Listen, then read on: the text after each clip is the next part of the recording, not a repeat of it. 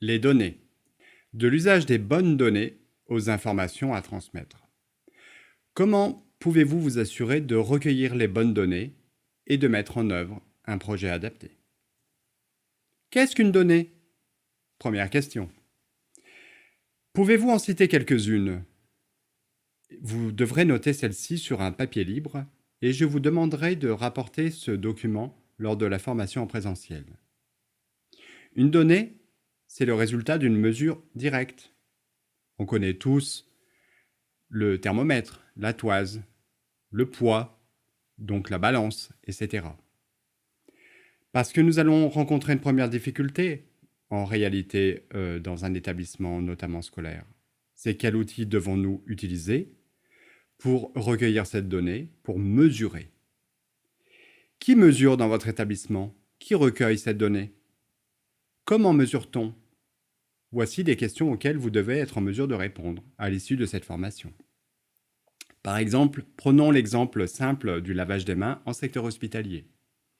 Bien connu pour une opération chirurgicale, le simple lavage des mains, en apparence, qui pourrait nous dire finalement comment est-ce que dans un établissement on s'y prend pour mesurer le risque infectieux. Est-ce qu'on mesure la quantité d'eau qui a été consommée en une journée? Est-ce qu'on va mesurer la quantité de solution hydroalcoolique? Est-ce qu'on va finalement mesurer le nombre de fois où les personnes se sont présentées devant le lavabo, etc. On devra faire usage de beaucoup de prudence en matière de mesure, puisque en fonction du choix opéré sur l'indicateur, ceci va générer un certain nombre de questions quant à l'outil utilisé pour son analyse. L'idée maîtresse, c'est d'établir un consensus en interne et de faire peut-être parfois un peu moins, donc peu, mais faire mieux. Première remarque, c'est une question que vous devrez vous poser au sein de votre comité de pilotage.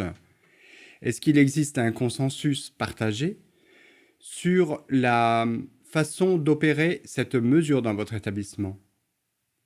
Quelle est cette mesure? Pouvez-vous la nommer? Quel outil utilisez-vous? Mais surtout, quel acteur réalise cette mesure? Dans le cadre de votre propre rôle, aussi bien en tant que chef établissement, adjoint, assistante sociale, psychologue, infirmière, conseiller principal d'éducation ou assistant, comment recueillez-vous les données, mais surtout quelles données recueillez-vous?